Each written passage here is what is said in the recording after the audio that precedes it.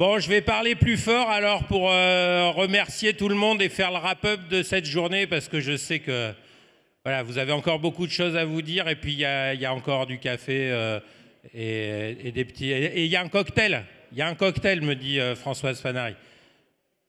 Donc, quelques mots à toutes et à tous pour conclure cette belle journée. En premier lieu, je voulais dire un grand merci. Il faut savoir dire merci. Donc merci au Louvre qui nous accueille.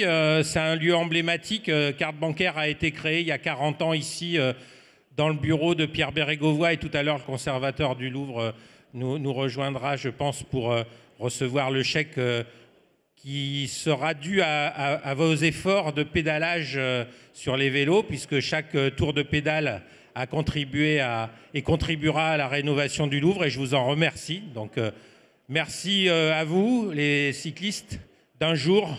Mais j'ai commencé avant que vous arriviez ce matin avec le président de CB. On avait fait notre kilomètre pour contribuer, nos 2 kilomètres, lui 1 et moi 1. Voilà, on avait allumé la mèche. Donc, merci au Louvre qui nous accueille. Merci à vous d'abord, vous toutes et tous. Près de 2000 inscrits aujourd'hui, plus de 1500 présents dans la journée. Un vrai gros succès, plus du double du premier sommet qui, pour les plus anciens, s'était déroulé à Bercy. Donc on a changé de lieu, on a ouvert 2 espaces à la Place d'Or. Enfin, le 3e sommet avec Françoise Madircom, on sait déjà où on le fera, je réserve la surprise. Ça sera encore plus grand, vous verrez. Ça sera nouveau, ça sera pas mal. Merci aux plus de 300 démonstrateurs participants aux 70 stands qui ont vraiment fait vivre cette journée avec des démonstrations innovantes et importantes pour que notre écosystème, je dis bien notre écosystème, puisse actualiser ses connaissances et se féliciter de tout ce qu'on arrive à faire ensemble. Merci aussi à nos intervenants et aux tables rondes, qu'ils soient bancaires, industriels, commerçants, régulateurs, et VIP du genre Luc Ferry pour nous ouvrir. On appelle ça les éclaireurs intellectuels. Donc merci aux éclaireurs. On a besoin d'être éclairés dans ces périodes compliquées. Et un grand merci pour finir dans les merci à l'équipe de com et aux organisateurs, que ce soit GL Events ou la partie restauration aussi, et sous l'équipe d'une toute petite équipe de com de CB que je salue. Et qui travaille pour vous, pour nous, pour l'écosystème CB. Voilà. Et enfin, merci pour le pupitre et le micro aux équipes techniques, parce qu'il y a aussi derrière pas mal de techniciens et ça a plutôt pas mal fonctionné. Alors, il y a toujours des petits trucs, mais voilà, moi, je suis content que vous soyez là. J'espère que vous avez été content de cette journée. Et comme dirait Mylène Farmer, c'était une belle journée qui me remplit de joie et de fierté. Alors oui, Mylène, elle n'est pas là, mais on va essayer la prochaine fois. Et je voudrais juste faire le wrap-up sur un message d'optimisme. Optimisme pour notre écosystème dans un monde qui est très compliqué et qui va ne pas... J'avais fait venir Alain Bauer dans un des derniers forums et il vous avait dit, Alain, qu'on était déjà en guerre. Certains n'y croyaient pas. Ok, d'accord, il dit ça. Mais enfin, voilà, je l'avais fait venir parce que je savais qu'on était déjà en guerre. Tous les jours, ça devient un peu plus compliqué. Tous les jours, on a des messages. Et Luc Ferry, avec l'intelligence artificielle, vous a donné aussi des messages. 300 millions d'emplois qui vont disparaître. Alors, après, il y a l'aspect optimiste qui peut revenir. Mais il va y avoir des zones fractales, comme disent les scientifiques, à la fois dans nos modèles économiques, à la fois dans nos modèles géopolitiques, et dans nos modèles sociétaux, y compris politiques, sur l'aspect démocratie, pas démocratie. Voilà. On est dans une période très chahutée qui va durer une dizaine d'années au minimum. Et à côté de ça, rappelez-vous, je vous avais fait venir aussi Jean Covici au forum CB, parce qu'à côté de ça, il y a aussi d'autres révolutions qui nous semblent devoir être ignorées dans l'instantanéité de Trump, de Poutine et tout, mais qui continuent. Moi, ma fille aînée, elle vient de décoller d'Anchorage pour aller au pôle Nord et elle est étonnée de voir que les glaces fondent beaucoup plus vite que prévu. Et c'est pas que des images. Quand on le touche du doigt, c'est un peu compliqué. Donc, on a ce défi du RSE, de la technologie et de comment migrer nos technologies, certes, mais aussi comment pouvoir vivre dans un monde où on va peut-être revenir à des basiques qui sont comment se nourrir, comment survivre à 50 degrés pendant 3 mois de l'année, ou comment survivre à des tempêtes ou des inondations. Donc voilà, je voulais juste tracer le contexte dans lequel vous vivez, nous vivons, et néanmoins je veux être optimiste. Donc je suis optimiste parce que CB va bien. CB, c'est notre système, c'est pas juste de la carte, c'est notre écosystème carte et mobile français, qui a 40 ans, qui a passé ses 40 ans particulièrement bien, en pleine forme. Vous le prouvez aujourd'hui. Il reste vivant. Vous êtes vivant, on est vivant, donc arrêtons de désespérer. On n'est pas mort, on ne va pas mourir. On est innovant. On vient de voir la photo et vous avez vu toutes les innovations sur ce plateau du Louvre pendant toute la journée. On est résilient. Il n'y a pas eu d'incident. Un grand concurrent qui s'appelle Mastercard a eu des incidents mondiaux le week-end dernier. On peut en avoir aussi, mais toujours est-il qu'il n'y a pas eu d'incident CB-STET de la plateforme, et la résilience et la sécurité, elle est assurée. On reste 3 fois moins fraudé que nos concurrents hein, sur le territoire français. Et le plus important à mes yeux pour les années qui viennent, on est souverain bout en bout. Parce que CB, c'est un groupe. Aujourd'hui, vous avez CB, vous avez STET, mais vous avez aussi Elite, Elite ayant intégré PCERT, vous avez Frenchis. Ça veut dire qu'on est capable sur notre territoire français d'intégrer bout en bout l'ensemble de la chaîne des paiements avec une résilience, une sécurité et une conformité totalement adéquate à notre territoire. Et notre territoire, il est exprimé par notre nouvelle marque. Enfin, c'est la même marque, mais on a fait le rebranding bleu, blanc, rouge, pas dans un mauvais aspect du souverainisme, mais on couvre, vous couvrez avec nous, bout en bout, industriels, commerçants, banquiers, régulateurs, vous couvrez, nous couvrons la territorialité française bout en bout des paiements. Et ça, il faudrait un peu le dire, un peu le faire savoir et un peu le revendiquer. Et en plus, on est résilient, je vous ai dit, là où d'autres ont des incidents, nous, on n'en a pas eu. Après, on est, resituons-nous dans le temps, on est post-Covid, et on a très bien passé le Covid, avec le sans contact 50 € palier. On n'avait pas besoin d'être tout digitaux. Hein. Ceux qui ont été tout digitaux, voilà, c'est pareil, hein, c'est pas si simple que ça. Derrière, on a très bien passé les Jeux Olympiques, que notre grand confrère Visa sponsorisait. On a très bien passé la Coupe du Monde de rugby qui était en France, et on en est très, très honoré que notre confrère Mastercard sponsorisait. Et aujourd'hui, on est, voilà, CB, on est dans notre sommet, et on est très bien. Et on est très bien dans les objectifs, le président Jean-Paul Mazoyer l'a dit ce matin, dans nos objectifs d'atteindre la cible du plan stratégique qui a été à l'unanimité voté par les banques pour faire de CB en 2026 un acteur incontournable et totalement up-to-date sur l'ensemble des thématiques paiement en France. Donc je vous annonce aujourd'hui que le plan CB 2026 il sera totalement tenu, et il est déjà totalement tenu, à l'horizon bien sûr des 18 mois qui viennent. Premier élément, CB, après l'arrêt de Pays Carte, qui était le projet européen de la carte, qui ne se fera pas, eh ben, a repris la main pour la France, et CB sera digitalisé totalement sur ces 3 volets dès 2026. Cette année, l'ensemble des banques françaises et les titres restaurants dématérialisés passeront en co-badging CB, Apple Pay, Samsung Pay, Google Pay. Nous aurons tout dans la palette en fin d'année pour toutes les banques françaises et les TRD. En 2026, on complétera ça par le Click-to-Pay et par CB, le Click-to-Pay CB, et avec la STET, bien sûr, et la tokenisation. Nous serons totalement autonomes et souverains. Aujourd'hui, on est déjà en pilote sur la tokenisation. Donc, que certains qui disaient CB n'arrivera pas, on a tout. On a déjà tout pour faire fonctionner aujourd'hui, et on a la tokenisation, le Click-to-Pay et les XP, qu'ils soient Google, qu'ils soient Samsung et qu'ils soient Apple. Donc sur la partie digitale, 2026 marquera le succès du plan et donc le recovery des flux e-commerce en particulier qu'on va voir. Deuxième aspect du plan, c'était redynamiser l'équipe commerciale. L'équipe commerciale de CB s'est créée. Elle a déjà des résultats tangibles avec de nouveaux membres, JP Morgan par exemple, mais aujourd'hui j'ai plus de 10 membres. Et ça c'est très important pour nous tous, les industriels. Nous avons plus de 10 membres dans le pipe, de nouvelles adhésions, membres internationaux, membres nationaux, banques, mais aussi acquéreurs. Enfin, voilà.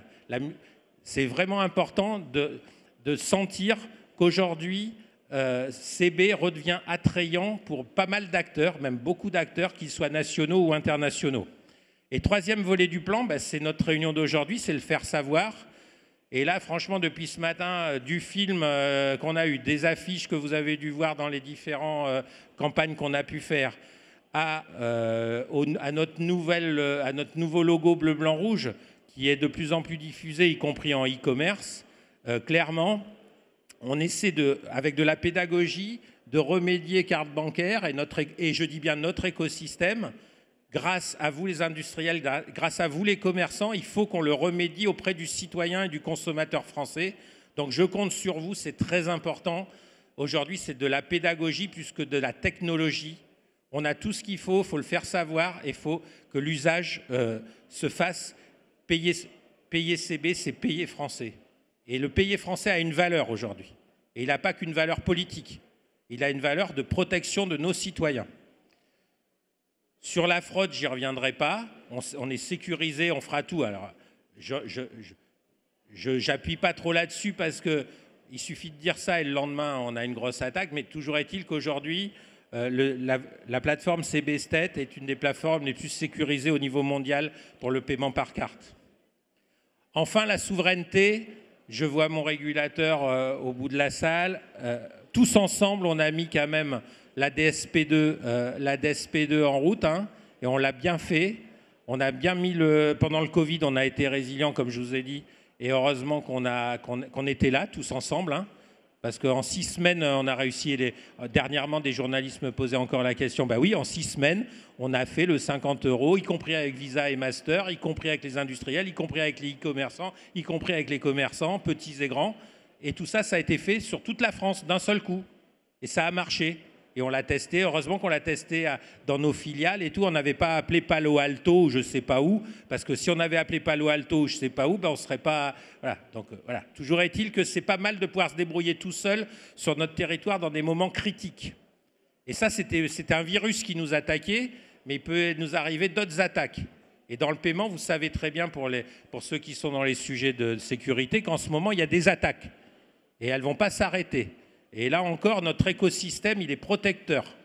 Et c'est pour ça que l'aspect souverain de notre plateforme et de notre écosystème, je veux appuyer dessus aujourd'hui. Derrière, ce n'est pas pour ça qu'on n'est que sécurisé, qu'on est aussi innovant. Et les roadmaps du sans contact plus, où on débraye, on m'a critiqué, on nous a critiqué pendant des années. Ouais, la France, tu n'as pas le PIN online. Ben ça y est, le sans contact plus, on le diffuse. Les paiements mobiles, ils sont dans la carte avec CB. Et la tokenisation, on l'aura. Donc voilà, on n'a pas de sujet particulièrement de retard sur les innovations de notre écosystème français en matière de paiement. Donc faisons-le savoir et surtout félicitons-nous tous ensemble de ça. Derrière, clairement, aujourd'hui, je viens de vous dire que, et le président l'avait dit ce matin en introduction, soyons optimistes parce qu'on est déjà sûr de réaliser les objectifs 2026. Et derrière, je remercie mes membres parce que si on est sûr de le réaliser, c'est que dans le GIE, c'est quand même un GIE, c'est des membres, et qu'à l'unanimité, les membres avaient donné de l'argent et validé la stratégie pour qu'on soit au rendez-vous en 2026. On y sera. Et donc maintenant, on se projette déjà à 2030. Et donc 2030, il suffit de lire le rapport de place, qui n'est pas le rapport ni de CB ni des banques, mais qui est le rapport de place, où il y a les commerçants, les industriels, le CNMP.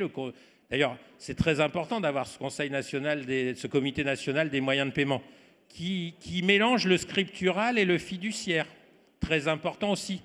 Moi, j'ai fait 20 ans de ma carrière sur le multicanal. Aujourd'hui, on va parler de multipaiement. Et le régulateur a donné l'exemple. Et pourquoi il a donné l'exemple? C'est que cette année, pour la première fois en France, la carte est passée devant le cash. Donc ça, c'est un événement. On a eu les 40 ans de CB, mais pour les 40 ans de CB, on a eu aussi la carte française en France. Alors on pourra parler des Suédois, des Danois, de qui vous voulez, hein, des Indiens. Mais aujourd'hui en France, la carte est le moyen de paiement préféré des Français. Il faut arrêter de parler d'une mondialisation heureuse. La mondialisation heureuse, elle est terminée.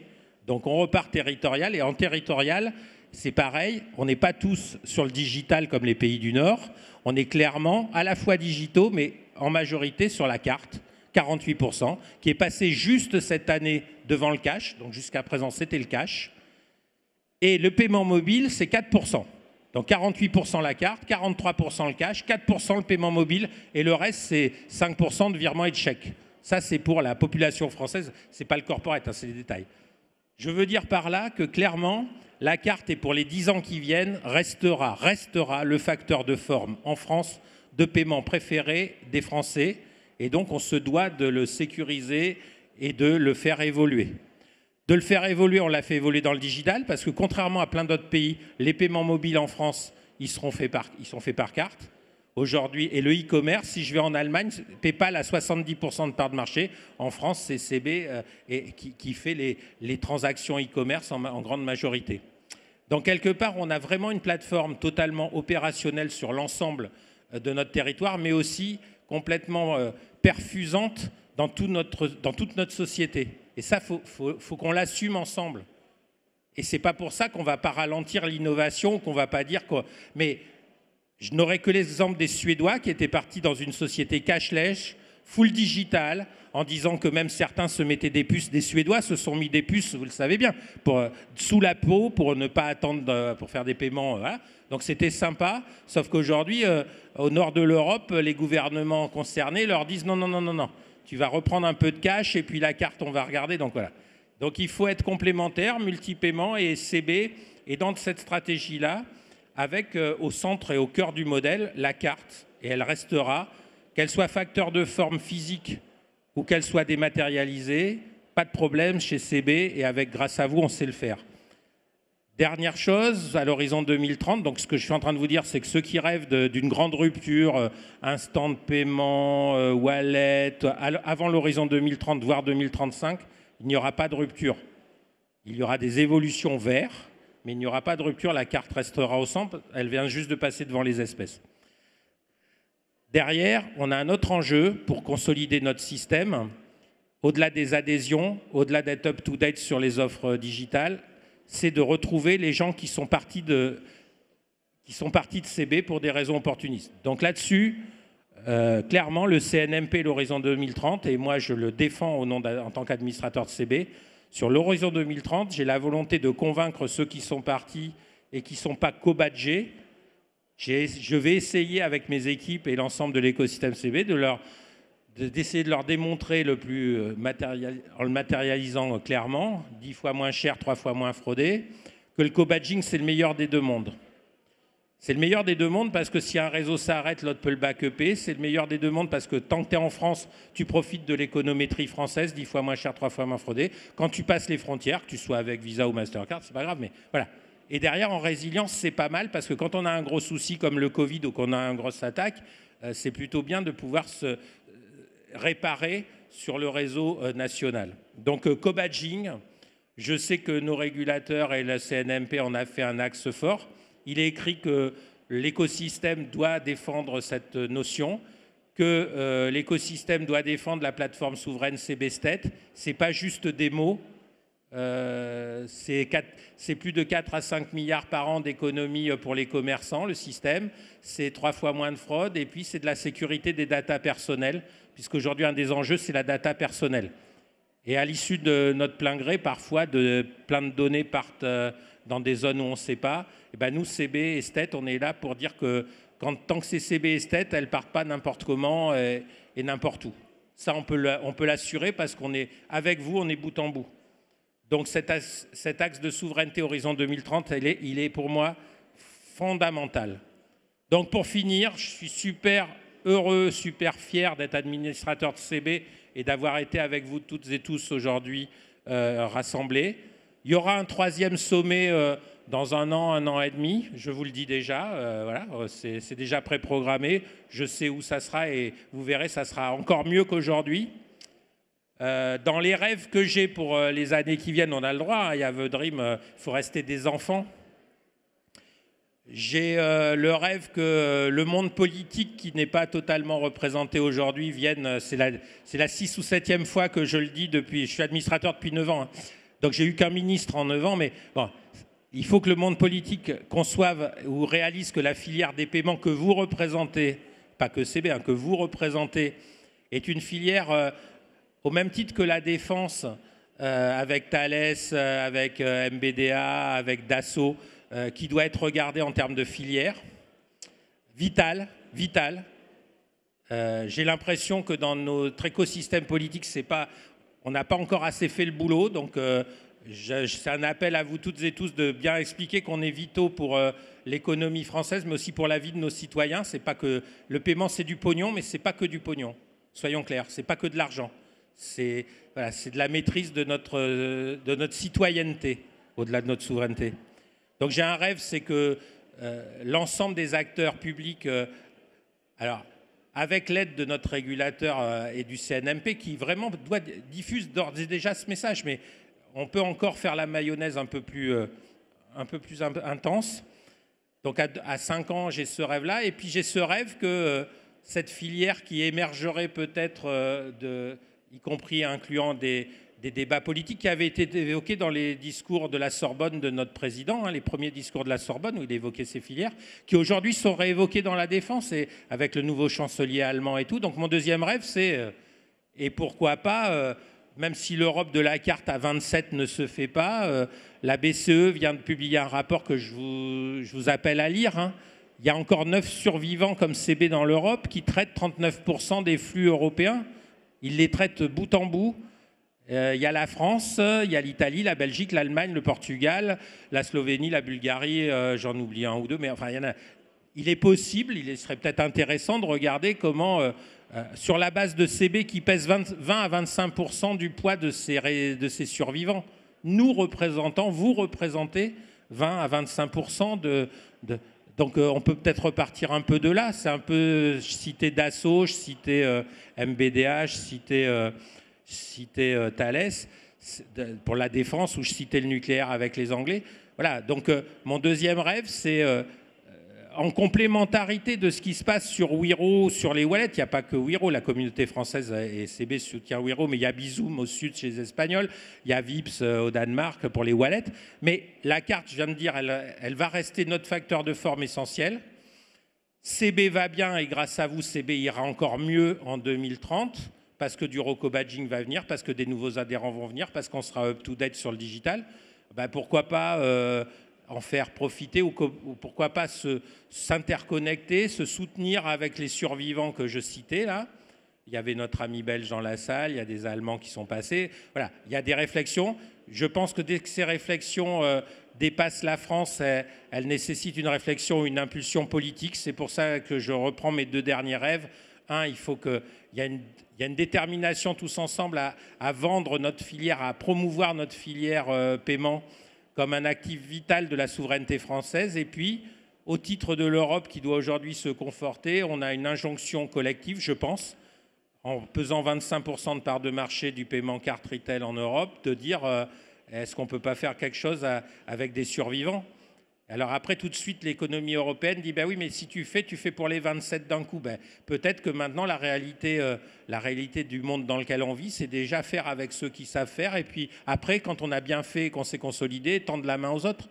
Voilà, bon, ça c'était 2 rêves de Lolani, s'il est encore là en 2030.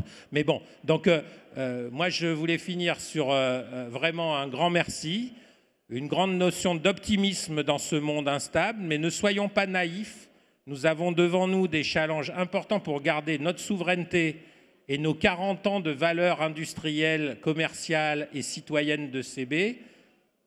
Faisons honneur à nos ancêtres dont le bureau Pierre Bérégovoy, son bureau, et ça va m'amener au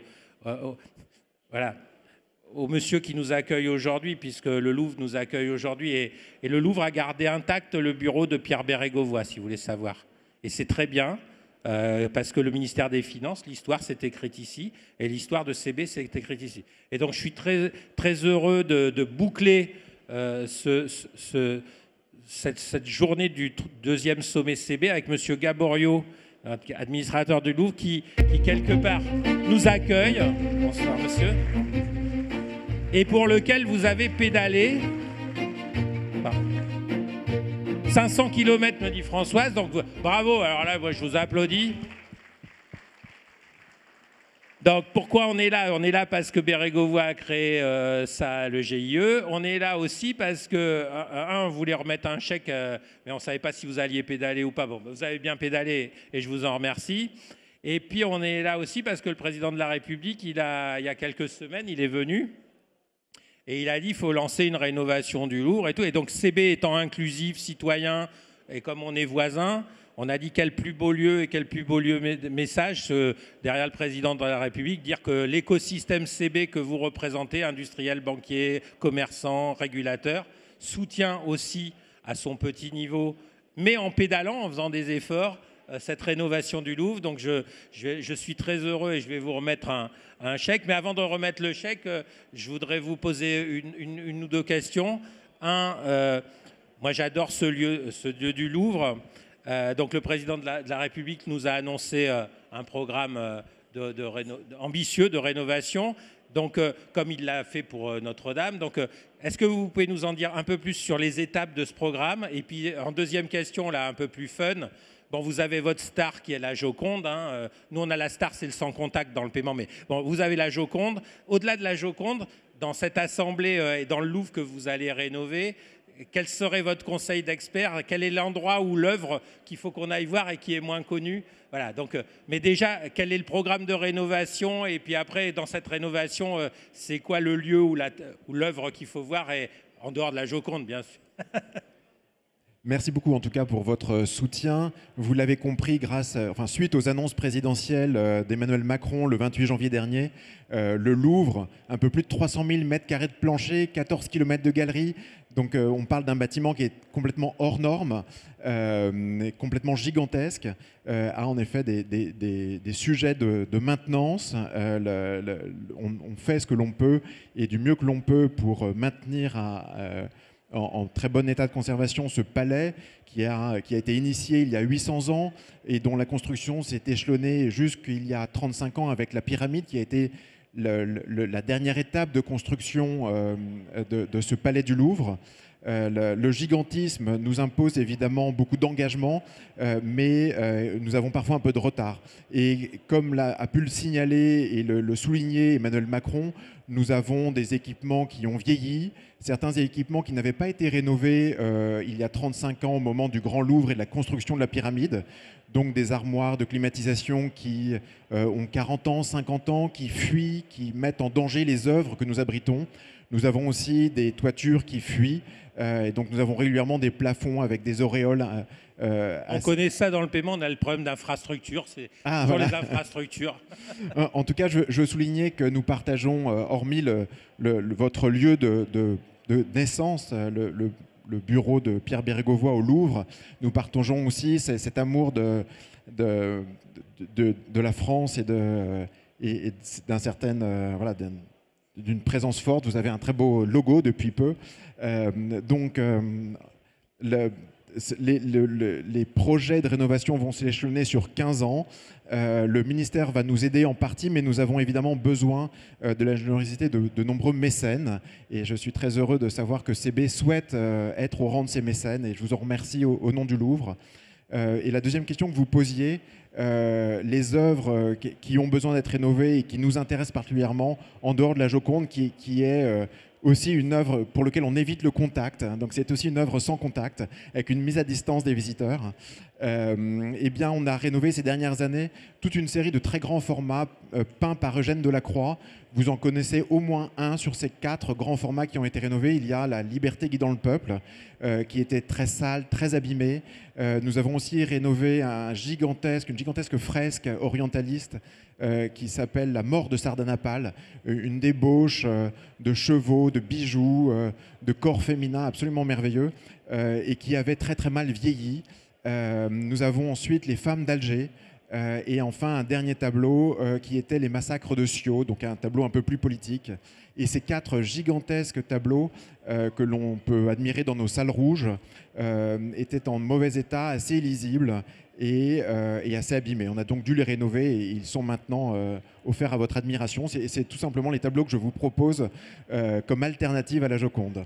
Et on a d'autres restaurations évidemment qui se profilent, puisque avec 500 000 œuvres, uniquement 7% de notre collection est présentée dans nos salles. 7%, ça vous donne une idée du gigantisme de la collection dont nous avons la charge.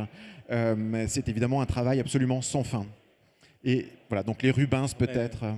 Merci de ces réponses. Mais 15 ans de boulot, bravo. Et donc, vous êtes dans le long terme comme CB. Je parlais de 2030-2035. Vous êtes déjà à 2040. Mais on ne fait de grandes choses qu'avec du temps. Alors certains, Elon dit qu'il fait très vite dans l'espace, mais il a les budgets de la NASA et tout. Voilà. Donc quelque part, à notre niveau en France, on peut faire des grandes choses. Et je vous souhaite, après Notre-Dame, d'être le chantier emblématique des années 2030 et 2035. Et pour ça, ben, modestement et à un petit niveau, mais ils ont quand même beaucoup, on va se mettre autour, ils ont beaucoup pédalé. Et donc, applaudissez-vous et puis très bon sommet. Et on se retrouve au 3e sommet dans pas longtemps.